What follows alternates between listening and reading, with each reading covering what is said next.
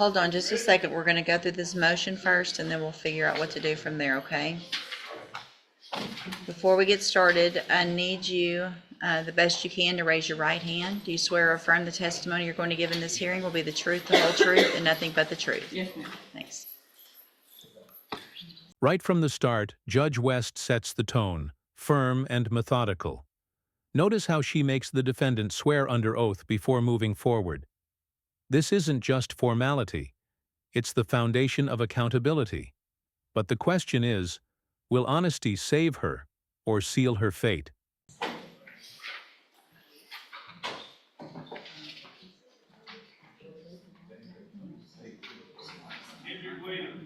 It's okay. Mine's taking a long time, too. And I opened up a document. It looks like there's a first amended maybe in both also.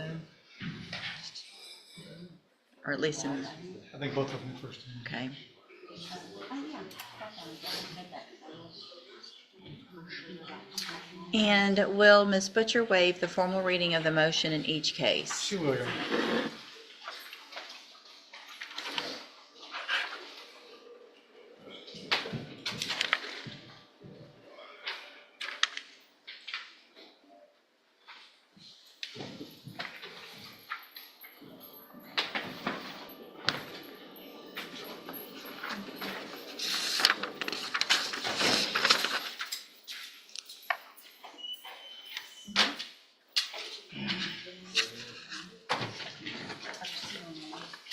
Okay. So Ms. Butcher, in cause number 24 DCCR 1732, I have a first amended motion to revoke your unadjudicated probation. Shows that you were placed on probation January 28th of 2025 for the offense of burglary of a habitation, a second-degree felony, and that was a 10-year deferred probation. Is that correct? Yes, ma'am. And then in cause number 24, DCCR 1733, I also have a first amended motion to revoke your unadjudicated probation. Shows that you were placed on probation January 28th of 2025 for unauthorized use of a motor vehicle, a state jail felony, and that was a 5-year deferred probation as well. Is that correct? Yes, ma'am. Each of these motions allege that you violated your probation. Count 1 in each motion alleges that you failed to report as directed to the probation department March 7th, March 10th, and March 12th of 2025. And is that true or not true? It's true, ma'am. Here's where it gets heavy.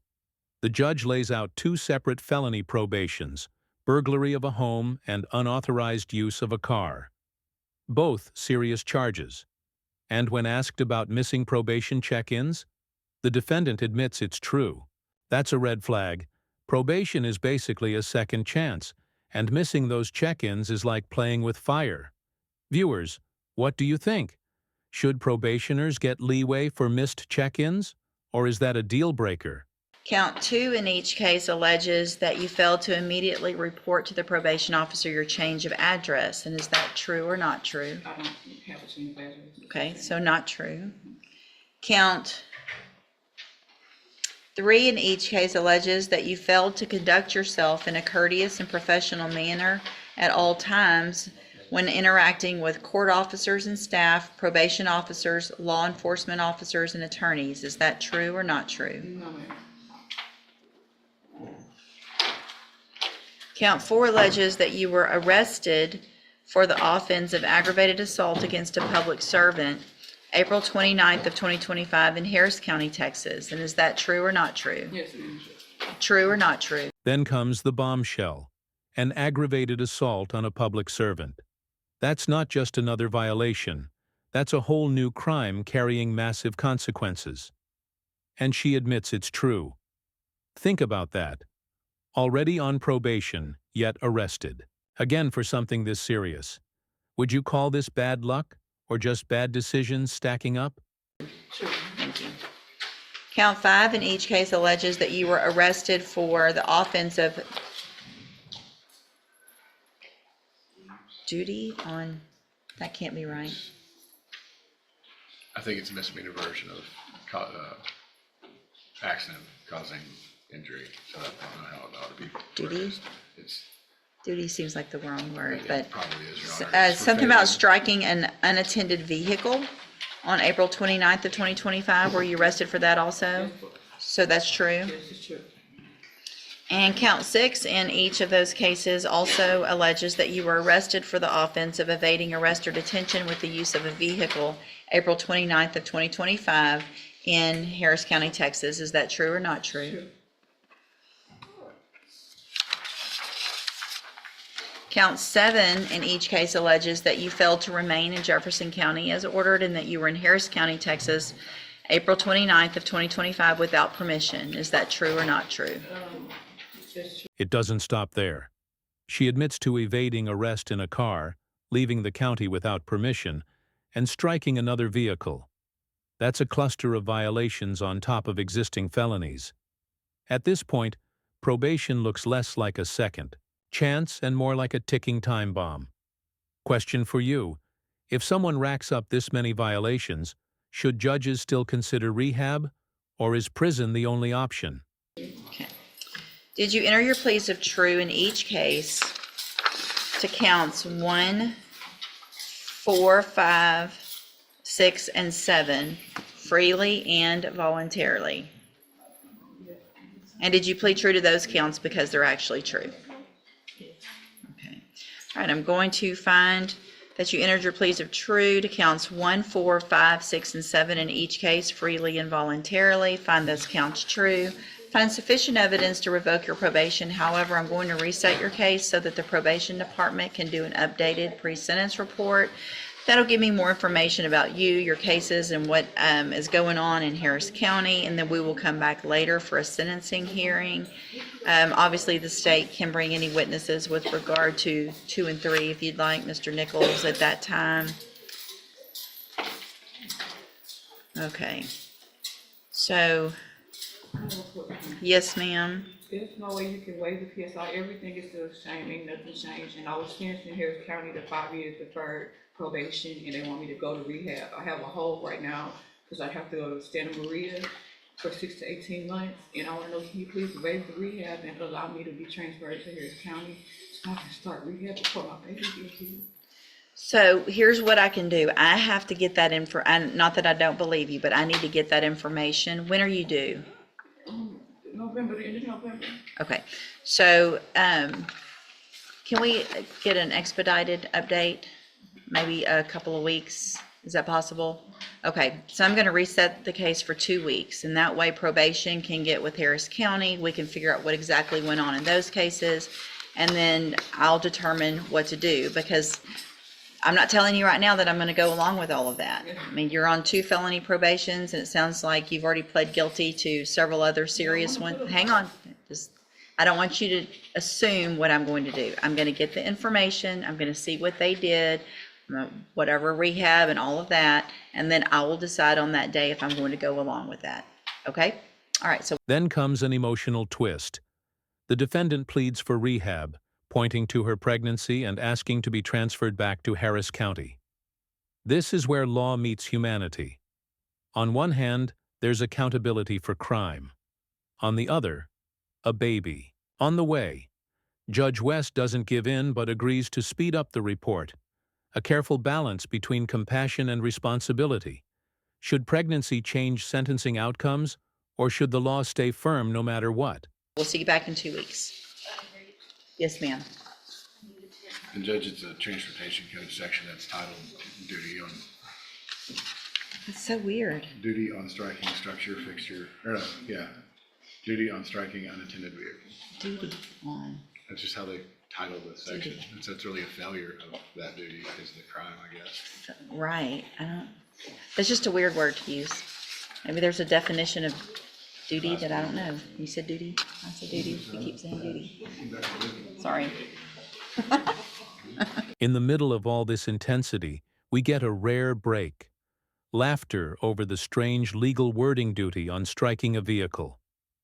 Even in a high-stakes courtroom, a little humor sneaks in. It's a reminder that these judges and attorneys are human too. Did that brief laugh ease the tension, or did it feel out of place to you? How many times can you say duty? Mr. Rojas, you have Jerodrick Randall. I thought we needed that one.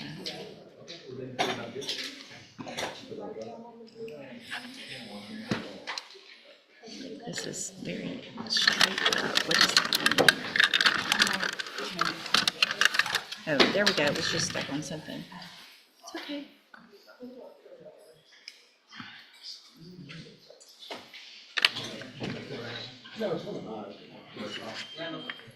That's a great, I got it.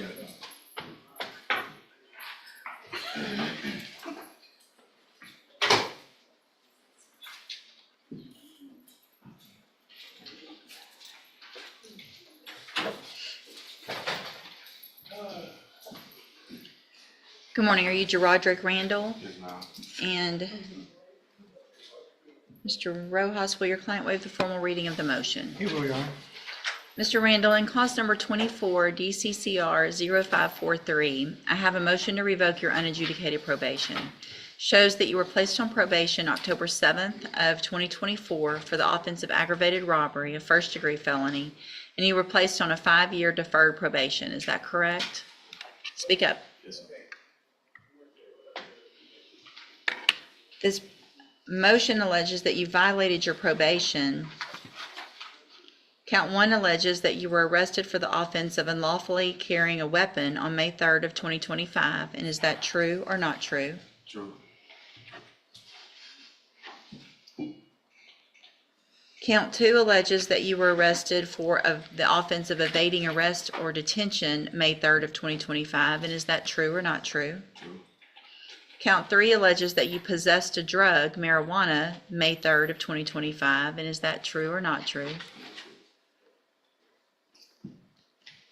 Count 4 alleges that you failed to provide verification of completing community service hours. Is that true or not true? True. Count 5 alleges that you did not provide verification of entering and successfully completing the anger management program. And is that true or not true?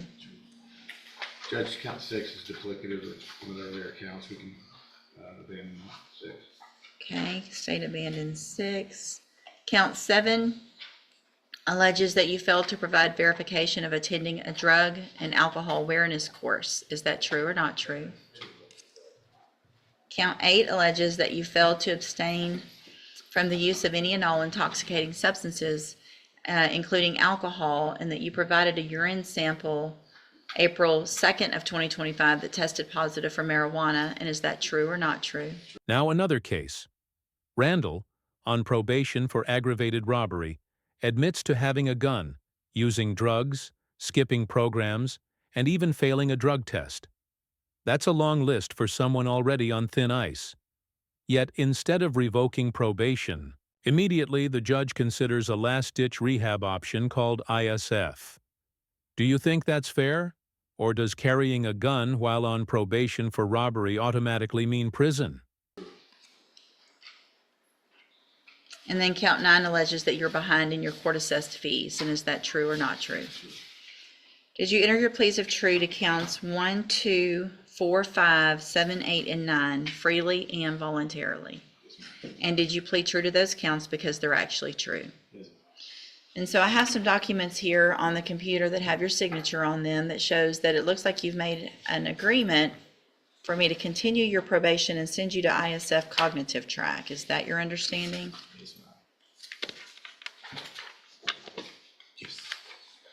Judge, I realize it's troubling that he's committing misdemeanors and has a gun on him when he's on probation for aggravated robbery. I also know that the court could sentence him up to life for 99 for violating his probation. So this, to me, appears to be a one opportunity for him to get his life right before he's locked up for most of it. So here's what I want to do. I want to get an updated report. I want a little more information about that new offense, PC and some things like that. And then I'll decide if I'm going to go along with this when we come back at sentencing. So I am going to reset the case for sentencing. I want to get more information about those new offenses and what's been going on, and then I'll determine whether or not I'll follow that agreement. It appears, at least for now, that you don't have any substantial, is there any? There's Anything? one very minor Okay. write-up that was provided today for horseplay, throw Okay, soap, Judge. so it's very important that I don't have a stack of incident reports in front of me when you come back. It looks like you've been doing well. It is very important that you continue to do that, because that could influence me one way or the other as well, okay? The state pushes back hard, reminding the judge that aggravated robbery can carry up to a life sentence. One more slip, and Randall could lose his freedom for decades. Judge West holds back her ruling, warning him to stay incident-free until sentencing. This is the razor's edge moment, freedom versus prison. If you were the judge, would you gamble on giving him another chance? All right, you can go back with the bailiff.